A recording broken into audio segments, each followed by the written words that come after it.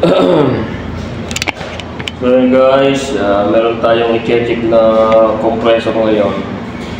I-check natin kung okay pa itong compressor na to, kung hindi siya loss pumping. Wala na yung kulay blue na hose sa akin, pero meron kulay blue na gauge. So kuhanin natin yung capacitor. Ayan. So maghanap tayo guys ng dito.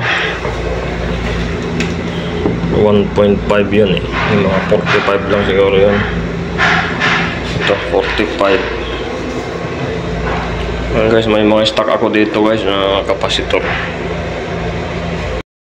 So guys, kunting kaalaman na din sa ating mga baguhan. Yan, ito yung kanyang common.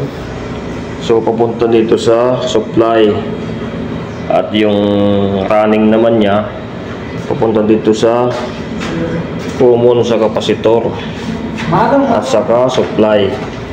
At saka yung naman itong starting pupunta sa harm dahil dual tong ating capacitor, sa harm pupunta. So yun, nakakonect na yung ating hose. Yan o, start na natin. Close to it. So huwag nyo magayahin ito guys ha, yung ganitong paraan dahil ito lang ay emergency testing lang. Sige. Yan? Oo. Kahit side na no? Oo. Ayan guys, so umaangat siya.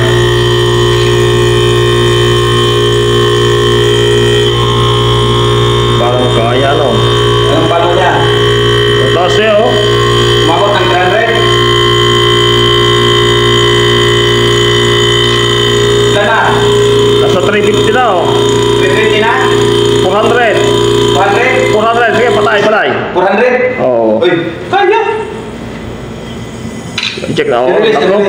Release mo dun, wait. Bakit? Dandahan lang. Hindi ah, dahil kung yan oh. Babalik siya eh. Bumabalik ko eh. Magbabalik siya. Release konti. Release. Sige, ulitin natin. Gawin natin 400.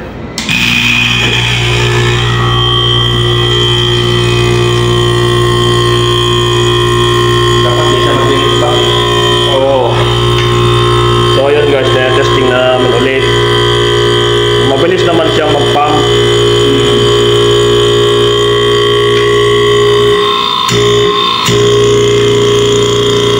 Ayan, nasa 400. Sige, patay. Check natin guys kung hindi. Ayun o, nagre-release o. Dahil sa meron siyang problema dito guys o. Kaya hindi niya may papump ng masyado. Oo. Ibabalik niya. Ayan siya. Ayan, ang bilis bumaba o. Dapat mag-steady siya. So may problema itong pan natin. May problema talaga yung relief valve niya. Dapat hindi bumababa ito eh. No, hindi bumabalik.